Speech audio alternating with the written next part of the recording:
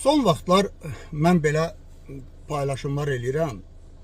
Bilirəm, məni tanıyan insanlar, ətrafımda dost, tanış, müəyyən qohumlar, yəni bir çox adamlara maraqlıdır.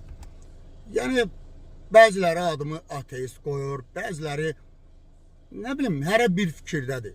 Mən isə bu gün əslində əsl həqiqəti etiraf eləmək istəyirəm, demək istəyirəm ki, səbəb nədir? Yəni nə baş verir?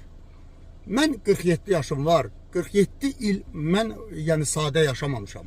Mən həyatda çətinliklər görmüşəm. Mən həmişə maraqlı olub mənə. Yəni mən həqiqət axtarışında olmuşam. Mən namaz qılmışam, bütün məzhəblərdə ibadət eləmişəm. Mən dan yeri söküləndə sübh namazında səcdədə saatlarla dayanıb, bəlkə bir nəsə bir işartı, bir his, bir nəsə gələr deyə bilmək istəmişəm, maraqlı olub.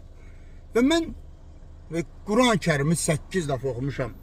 Baxın, maşınımda hal-hazırda Bardakokda gəzdirirəm. Azərbaycan dilində Ziya Bünyadovun tərcüməsi istinad eləyirəm. Mən Bibliya oxudum, mən Tövratı oxudum. Bütün tək bizim Asiya, Cənubi Amerika bütün dini mətinləri 394 minə qədər dünyada rəsmi qeydiyyatdan keçmiş din var.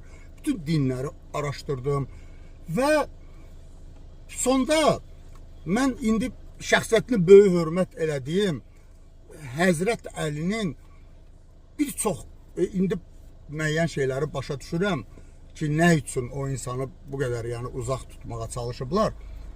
O kitabı Bardakokumda da oxuyuram.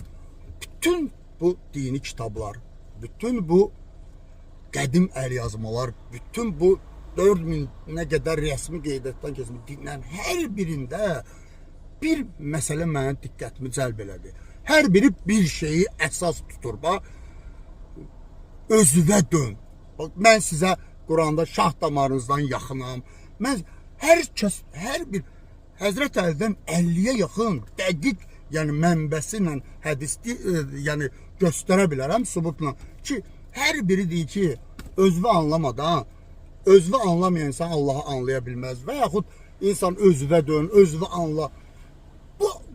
Ancaq bu mən özünə dönməsə və mən başladım ki, bu özünə dön nə deməkdir? Yəni mən başladım özümü araşdırmağa.